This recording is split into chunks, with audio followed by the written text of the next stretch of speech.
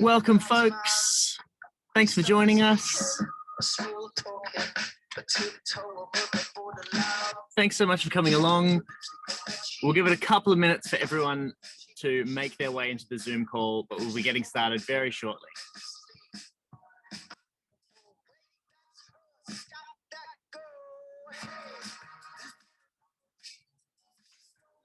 Hi, everyone.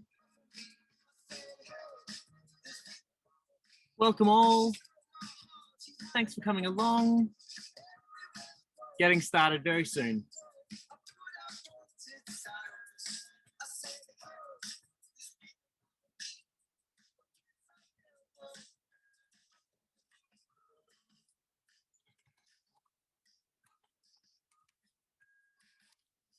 Good morning, everyone. Morning. Thanks for joining us. Morning.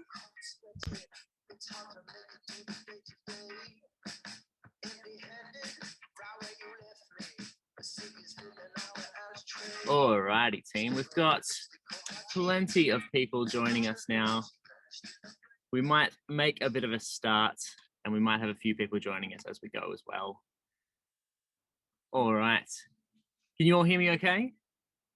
Awesome. Welcome. Thank you so much for joining us for our SkillGym session today on how to read and lead the room. Lots of facilitation tips for all of you who are facilitating all kinds of different problem-solving, design, innovation processes in your work. Hopefully you'll walk away feeling a bit more confident as a facilitator after today's session. I'm going to share my screen with you and do a little bit of an intro. I'll just say at the very start, we're recording the session. So just to let everybody know that that's what's happening. And if you would like to stay on mute so that we don't have any noise interference, but if you're comfortable having your video on, that would be awesome, just so that we can all see each other's faces and we can feel like a bit more of a community learning together, which is what we're after in these SkillGym sessions. Awesome. Thank you, guys. I'm going to share my screen, as I said. Our SkillGym topic today is how to read and lead the room. So I'll talk a bit about what that means and what we'll be covering across today very shortly. My name is Matt. I work for a company called Skills of the Modern Age. For those of you who haven't worked with us before, I know we've got a sort of a loyal SkillGym following who often come along to lots of these things, but there might be some new people in the room as well, which is awesome to see. We're a design and innovation company. We do lots of workshops and capacity building programs across lots of different kinds of industries and organizations, but all of it focused on getting people ready to thrive in the future of work. And so our SkillGym series is one part of that. They're free 60-minute sessions that we do every couple of weeks. And the point here is less that we're sort of sharing our wisdom with you. It's much more exploring some new topics that we really love and sort of getting you guys to learn from each other as much as you'll be learning from us. So in today's session, I'm going to be sharing our top 3 tips that we've learned about facilitating across the last 2.5, 3 years of running these kinds of sessions.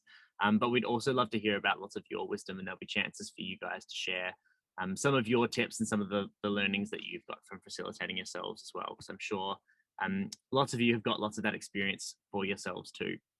So that's the way that I want to start is, as always, I'd like to get you guys a chance to say hello to each other, to meet a couple of new people, hopefully. So I'm going to put you in some breakout rooms very shortly. I'm going to get you to introduce yourself. What's your name? A little bit about where you work, but as I always say, don't give everyone your whole LinkedIn profile. A little bit about yourself and where you work, but then what's your facilitation superpower? So all of us have probably facilitated it at some point in our lives, even if it was just trying to organize a dinner with our parents. What is your facilitation superpower? What's the thing that you think you're really good at when it comes to facilitation? Is it the planning stuff beforehand? Is it the details? Is it setting up a room really nicely? Is it managing conflict? Is it sparking new ideas and sort of pushing people further? What's the part of it that you think, that's the bit that I'm really good at? Even if I don't think I'm necessarily the best facilitator in the world, I think I'm pretty good at that little part of it. So I'll set up some rooms for you guys. Any questions about what you're going to be doing before I open up these rooms? You're all good? Fantastic. All right. Let me open these up for you. I'll give you a couple of minutes to work together, introducing yourselves and sharing your facilitation superpowers. All right. I'll see you soon.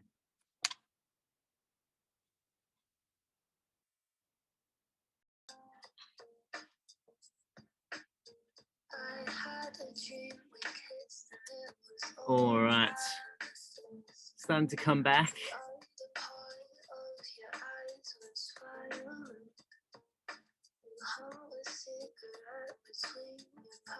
There you are. All right. Still waiting on a couple of groups to head back to the main room.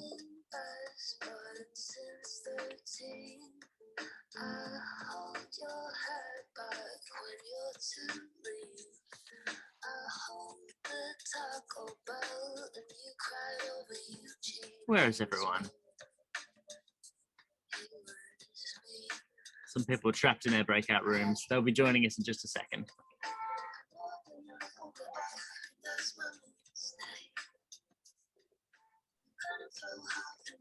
Here we go. There you all are. Welcome back, folks. All right.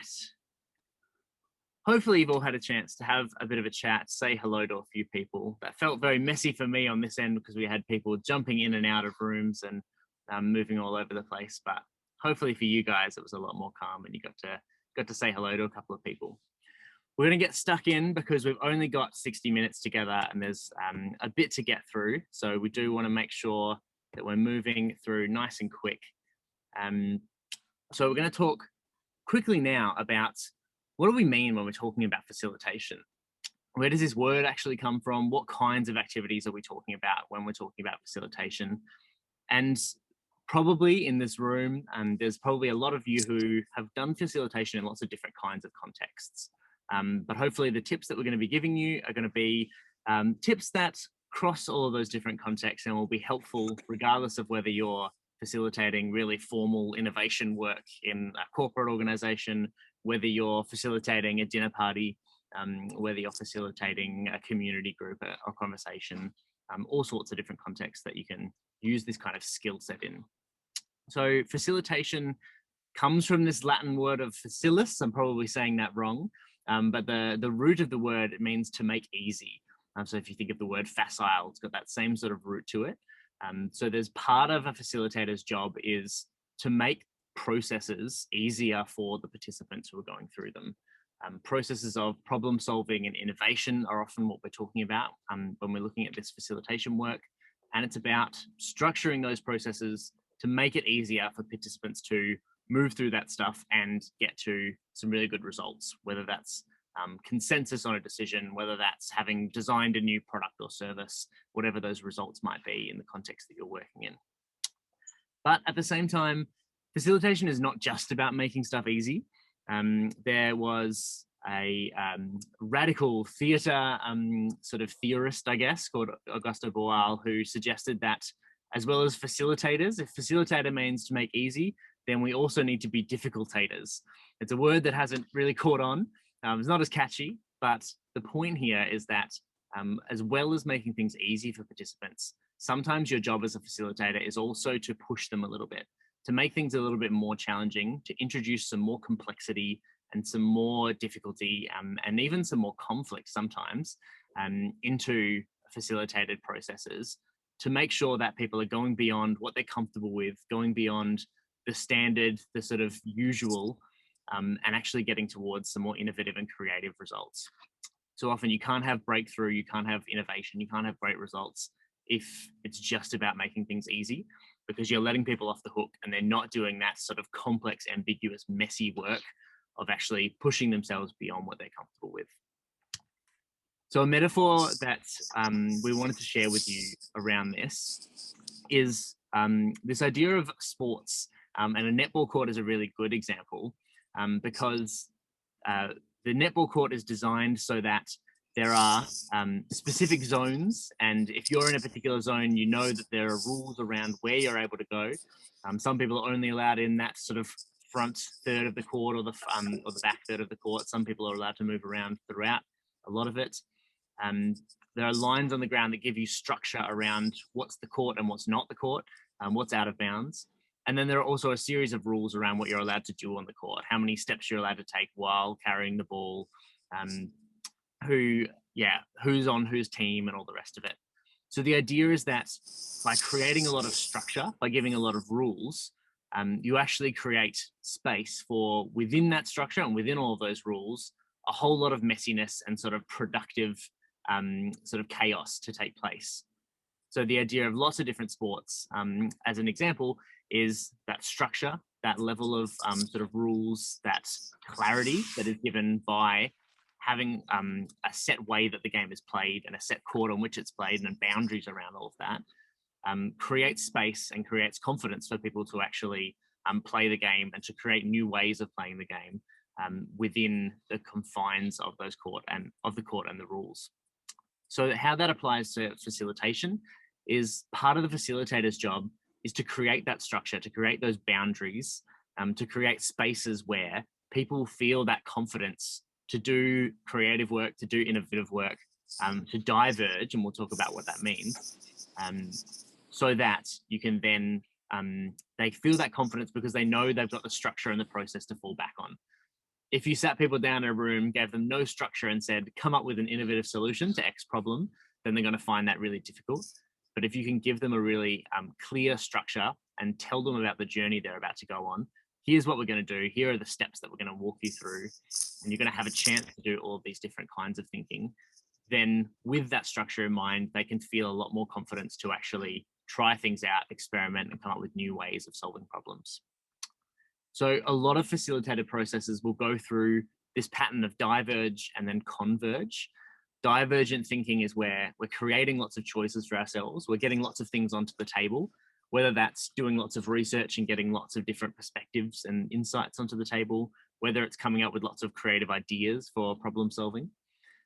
In divergent thinking, we need to give people that confidence to go really broad, to go really wild, to come up with stuff that might be completely out of the question. It might be something that, you know, it's an idea that you could never afford to actually run, or it might be something that is completely ridiculous. You don't even have the technology for it yet. It hasn't been invented.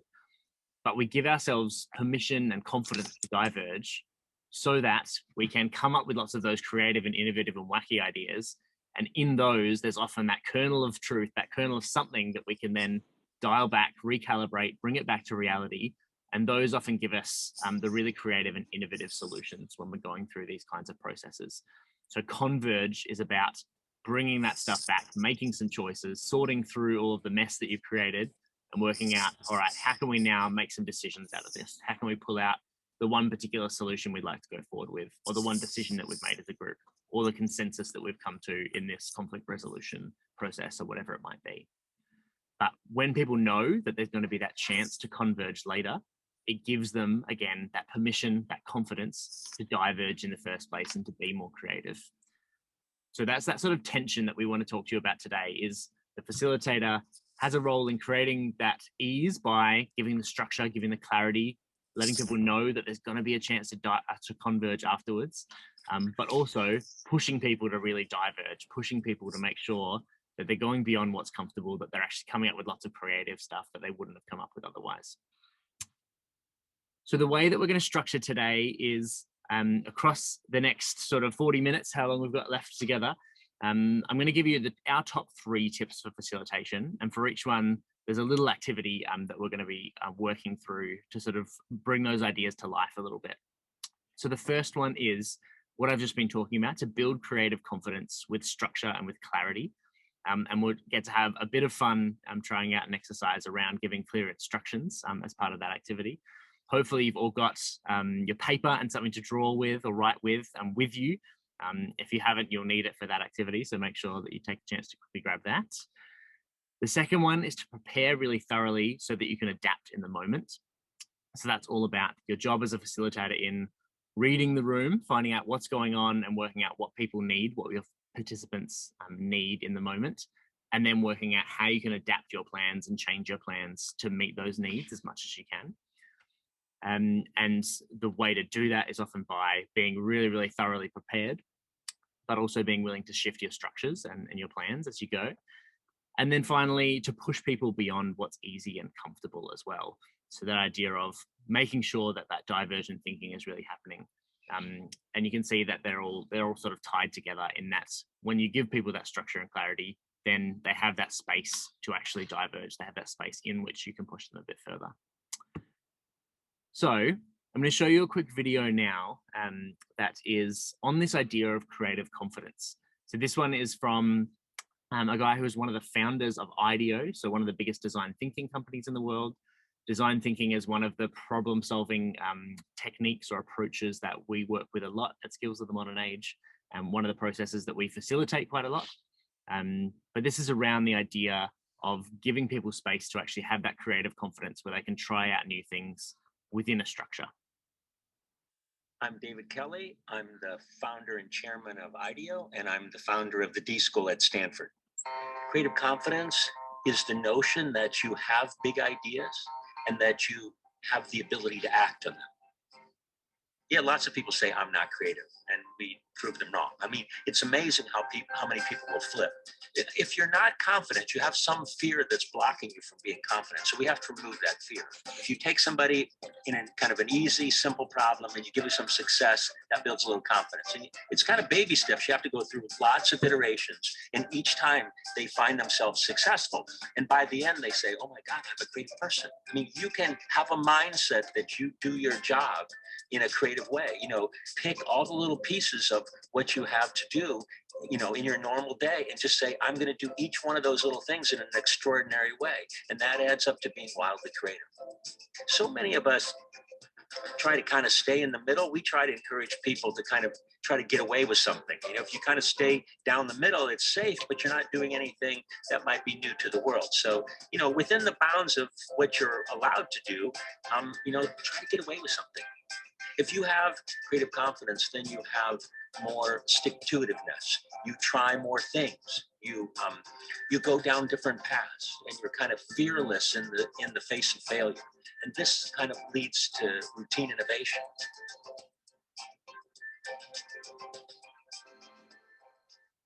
I'm David Kelly. All right, so that leads us really nicely into this first tip that I've already spoken about a bit, so I won't speak too much more about it. But this idea that having a clear structure makes room for that risk-taking. And risk-taking is one of the key things that needs to happen in a facilitated workshop so that people can push themselves beyond what they're comfortable with and actually come to some really creative and innovative solutions. So one of the things that is involved here is to really craft a clear narrative for your session. A lot of the time when we're facilitating processes and problem-solving processes, we don't think of them necessarily as a story or as a narrative, but helping people to understand the session that you're running as a narrative can really help people to understand what to expect across the time that you're going to work with them for, and what the journey is that you're going to take them on, again, so that they can have that confidence of, all right, this is the kind of mindset that I need to bring for each part of this journey. And this is the time when I can give myself permission to really diverge and go broad, because I know that coming up in this journey, there's going to be the chance to converge and to bring it all back to reality later. So being able to, at the start of a session, communicate that really clear vision and narrative and say, what we're going to be doing today is taking the chance to diverge and come up with a range of different creative ideas, and then selecting through a sort of whatever kind of process it is, the best ideas so that we can then start to build prototypes of them and test them, for example. Then people understand, all right, that's what I'm going to be doing. And so I know what kinds of thinking I need to bring, what kind of attitude I need to bring to each part of that narrative or that process. Another really important thing is to be able to give really clear instructions. So that clarity piece, again, it applies to your entire journey that you're taking people on, but also applies to individual activities that you might be encouraging people to do. So giving people the confidence to do an activity really well and to sort of experiment and push what they can get away with, as David Kelly just told us, comes from having a really clear set of boundaries, just like the netball court, having a really clear set of rules and a clear set of instructions on what you need to do. So we're going to be testing out your ability to give clear instructions in this next little game that we're going to play. What I'm going to do is send you out into some breakout rooms, the same groups that you were in before. And all of you should have something to write with, I might have said, but in fact, you're going to be drawing and some paper to draw on with you. One person is going to volunteer to be your instruction giver. So they're not going to be drawing, they're just going to be giving instructions. And the rest of you are going to be drawing based on the instruction giver's instructions, a common household object that you might find in the kitchen. The trick is they're not allowed to describe to you the object itself. They can only tell you what kind of lines and 2D shapes to draw. So I'm going to give you an example of what this looks like very shortly. You're going to have only 60 seconds for each drawing exercise. They're going to give you some instructions. You're going to try and draw exactly based on their instructions. And then after the 60 seconds, you're going to show them your drawing and what you came up with. Try and have a guess of what object it is that they were trying to get you to draw. And you can tell them, or they can tell you rather, whether you got close or not. So to give you a quick example, Aish, you're on my screen currently, so I'm going to get you to be my guinea pig. I'm going to give you some very quick instructions and you're going to draw something for me and then see if you can guess what it is that I'm getting you to draw. Are you ready? Awesome. Sure. So leaving some space on one side, can you draw for me a long, very thin rectangle?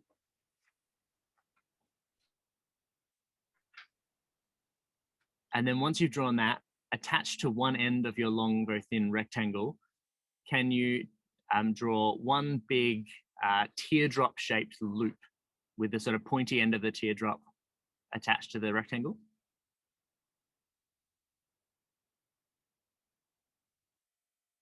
And then sort of over the top of and overlapping that teardrop-shaped loop, I want you to draw several more of the same kind of shape. So draw like 3 or 4 more of those teardrop-shaped loops attached to the end of the rectangle. I think Sergio, somebody has like found a way that you can draw on top of my slides, which is fantastic. Somebody's playing along in live time. All right, Aish, can you show us what you've drawn for me? And do you have a guess as to what it is? It's kind of like, it's in the kitchen, right? Like an egg. Oh, it's supposed to be an egg whisk. It is. It's a whisk. Yeah, but like I did it this way instead of this way. Yeah, got it. Yeah, which is a fantastic illustration. Even with a simple one that I've given myself there, there's still ways for it to go wrong. So you should have plenty of fun with this. I'm going to give you 10 minutes in your groups. So you should find that you've got a bit of time for one person to try it and then someone else to take a turn being the instruction giver. But you're going to have to time yourselves in your groups. So whoever's the instruction giver, get out your phone and time yourself, give yourself 30 seconds per shape, and then get everyone to show you what they've drawn.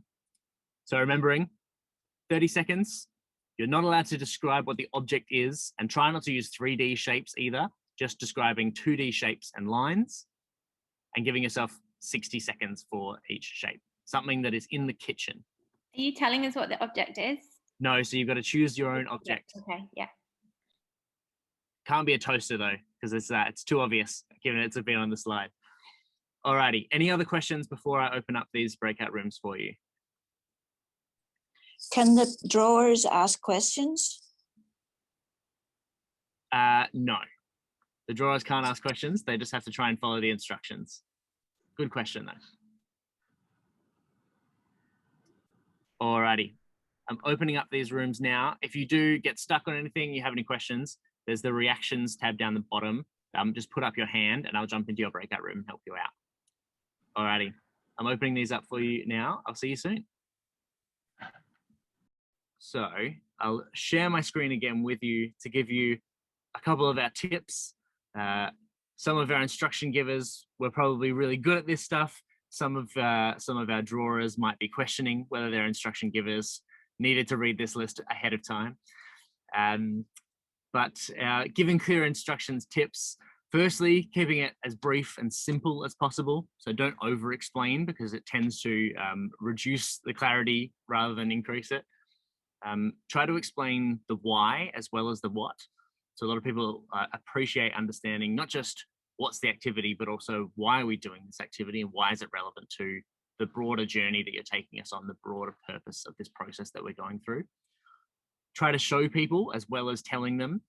So I got Aish to help me out with a quick demo ahead of this activity so that you understood what it would look like to give those instructions, what it would look like for her to show me what she'd drawn and have a bit of a guess, so that you had seen that quick demo before you jump in and try it yourselves. Using numbers and repetition. So I'm not sure if I gave the clearest instructions at the head of this workshop, or this activity rather, but quickly repeated the instructions in brief format before you headed out into your breakout rooms. And we'll repeat and sort of clarify again the 3 key tips that we're giving you across this workshop at the end, so that hopefully you do remember them. And then as well, there's always going to be some people who've got a few more questions, but often what you can do is get everyone else started, get the people who are feeling confident and clear started on the activity, and then you can help people out who need a little bit more support as other people get started. So rather than making everyone wait for the person who needs most support, you can get people going and then sort of catch everyone else up. Our second top tip is going to potentially contradict a little bit the first one that we've given you.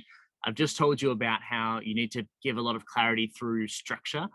And yet this tip here is be over-prepared and under-structured. So it feels like it might be in a little bit of conflict with the first tip, but really what we're talking about here is being over-prepared with a whole lot of different tools in your toolkit, a whole lot of different activities, a whole lot of different ways that your process could go, so that you can be understructured in terms of being flexible with your structure, with your plan. You don't need to do every activity in exactly the order that you thought you would. If you've got lots of stuff in your back pocket to play with, then you can feel more confident in changing stuff up on the day based on the needs of your participants. So this is where that reading the room comes into play as a facilitator.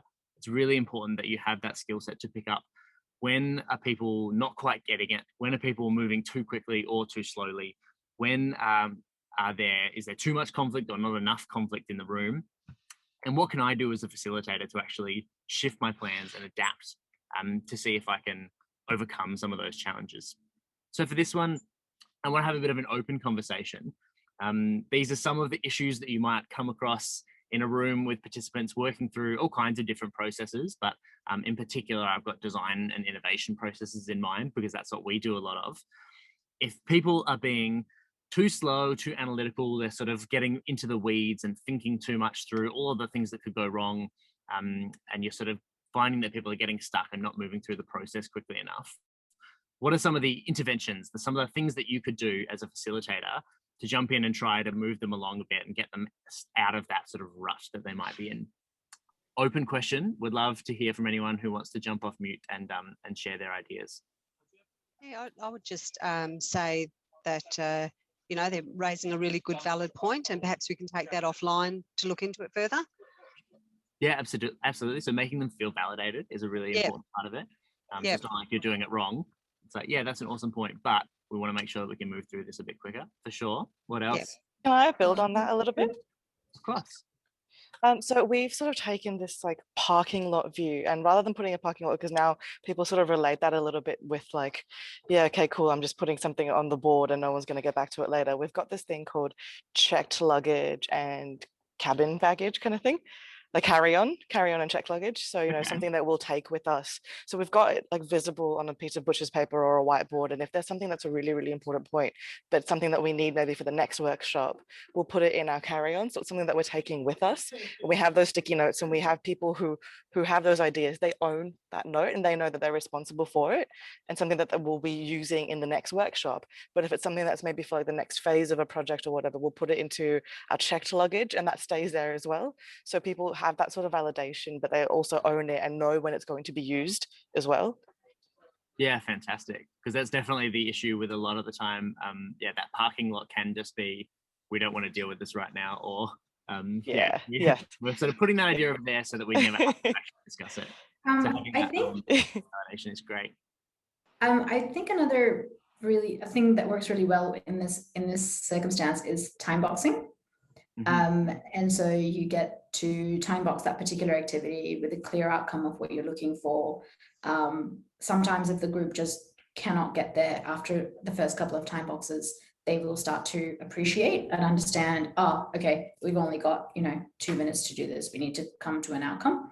And that's, and sometimes you need to just facilitate that a little bit more closely. So having group facilitators for breakout groups and stuff works really well. Yeah, absolutely. I've seen, circling back to the purpose of the session again, there's another one in the chat group as well. Thank you for sharing. And that's exactly what I've got in one of my top tips here.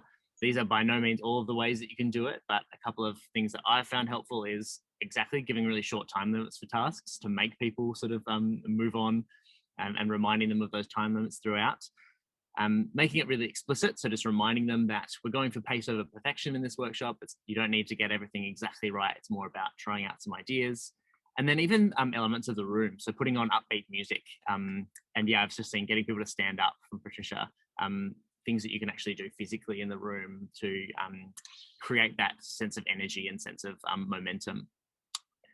In terms of when a group is rushing to solutions, so almost the sort of opposite thing, where you've got people jumping too quickly to this is exactly what we want to do and haven't necessarily thought it through enough. I'll take one or two quick suggestions because we do want to make sure we've got time for the last activity as well. Anyone got ideas for this one? How can you stop people from rushing to solutions? One of the things, it's almost sounds a little bit like the car park one, but almost, I guess, getting people to sort of just write that down and just put it on a post-it note and put it to the side. So at least it's out of their head. They feel like they've had the chance to put it out there, and then you can kind of return to, great, we can revisit that later if it still feels relevant, but let's sort of focus on the divergent part first, but at least just give people an opportunity to get it out of their heads first. Absolutely. It comes back again to that validation, doesn't it? It's not, hey, you're wrong to think of that solution. It's awesome that you've thought of that solution, but let's sort of put it to the side for now, and give ourselves time to think of maybe other solutions as well. Again, one thing can be getting people to actually like change the room, change the circumstances. So sending people for a bit of a walk just puts people in a more contemplative mood. And it can also often be a really helpful intervention just to get people thinking a little bit more deeply through solutions.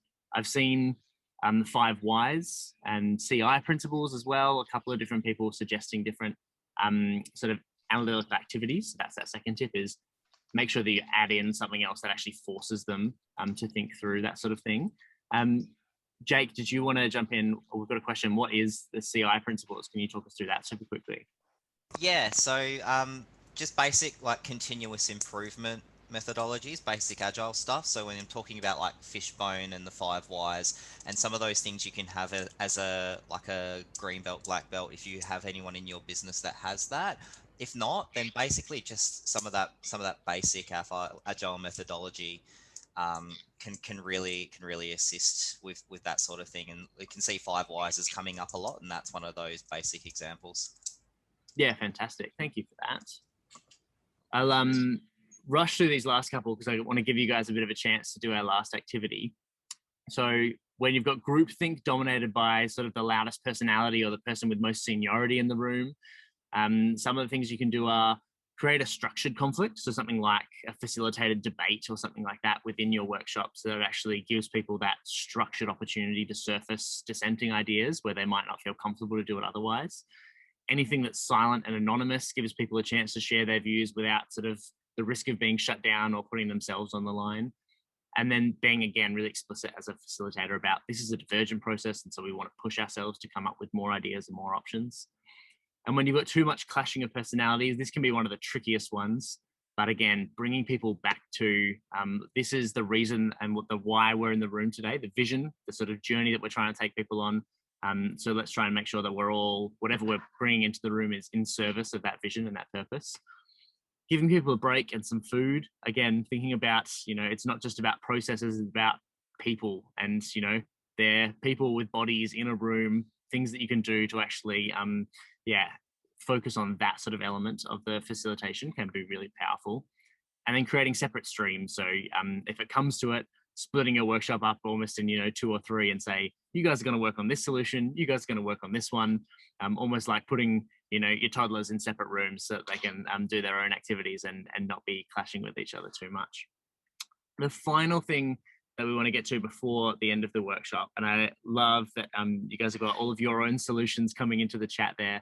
Make sure you have a quick read of the chat because lots of great ideas there, is this idea of breaking the comfort barrier. So pushing people a little bit further, making sure that they're not just going straight to what's most comfortable, what they're familiar with, what's easy, but you're actually pushing them a little bit to do that divergent thinking so that they come up with the creative and innovative ideas. Because the key thing here is that we don't want to come up with easy solutions. We want to end up with good solutions, which often means that you've got to push people through that difficulty, that ambiguity, that complexity, so that they can come out the other side with a bit more clarity and with something that's innovative and creative. One of the ideas here, when it's in a learning context, is this idea of the zone of proximal development, which sounds very fancy, but it basically just means finding the edge of what people are comfortable with or capable of, is where lots of learning and innovation is going to happen. There's lots of stuff in the middle there that the learner can do. It's what they're comfortable with. It's what's easy for them. There's lots of stuff around the outside that they're never going to be able to do, no matter how much support they have. But there's a zone of proximal development right at the edge of what they can currently do, which is stuff that they'll be able to do with some help or with support from peers or with the right kind of structure and process to help them through it.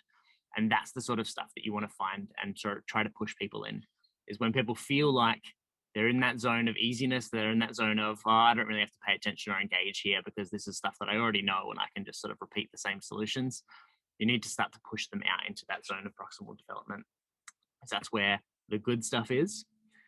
And so this last activity that I want to get you guys a chance to do is to think about what are all the things that we expect? What are the sort of common things that we're used to in facilitated experiences? And then what if we tried to flip that? What if we did the absolute opposite of that in lots of different kinds of ways? The example you've got here is what we expect in terms of the room setup is a quiet room with some chairs and tables that people can sit around. And you can see on the right-hand side a range of different ways that we could subvert that expectation, right? A range of different things that we could do to say, what if we were going to do a completely different thing to that? Whether it's really simple things like just having no tables and you might have people sitting in groups or sitting in rows, and how does that change the dynamic? Or something a bit more radical like, let's have our workshop on the dance floor. What would that look like? What would it look like to have people up and moving and learning through that experience? So how can we subvert or flip the things that people are used to try and push them into that zone of proximal development, if you like? All right, folks, what I'm going to do is in our follow-up, I'll send out the link to the mural board so that those of you who want to have a bit of a play with that activity can jump in. There's no time limit on the mural board, so you can jump in whenever you have time and have a bit of a play around with that, and you can see what other people are putting in as their ideas as well. So that'll be an after the workshop activity. My apologies that we had a bit of a challenge there. I'm not sure what's going on with my Zoom, but we'll have to work that out afterwards. So one of my tips around instructions was to make sure that you have numbers and repetition. So I'm going to share my screen once more and go back through very quickly our top 3 tips. The first one being building that creative confidence through structure and clarity. So making sure that people have this sense of what the journey is that they're being taken on, and really clear instructions for each activity within that journey, so that they feel like they have room to be creative and try out new things and take risks. Preparing really thoroughly so that you can adapt in the moment. And I need to take my own advice on that one, apparently. But making sure that you've got lots of different things in your back pocket so that you can switch it up if something's not working, whether it's technically not working or whether it's not meeting people's needs within the room. And then making sure that you're pushing people beyond what's easy and comfortable as well. Get them to do something a bit different, get them to change their expectations of what a facilitated experience is like, so that you can make sure that they're doing that divergent thinking and coming up with some really creative and innovative solutions. Super quickly, if you have got your phone with you, point it at this guy with the camera, and you should be able to get straight through to our feedback survey. I won't make you do it in front of me, but we'd love to get some feedback on the session and what we could improve on. including making sure that we can actually give you the links that we're trying to give you so that you can use your mural board. But anything else that you think we could improve on for next time as well. I'll be sending this out in the email as well if that isn't working for you for whatever reason. And we've got a bunch of other sessions coming up as well. So if you want to learn more about facilitation, we've got our Facilitating Innovation Bootcamp on around this time next week, which is going into this in a little bit more detail. We'll have 3 whole hours together to work through lots of different activities and sort of go into a bit more depth around facilitating. We've also got A Vision for the Modern Age report launch coming up as well. So this is a community lunch event.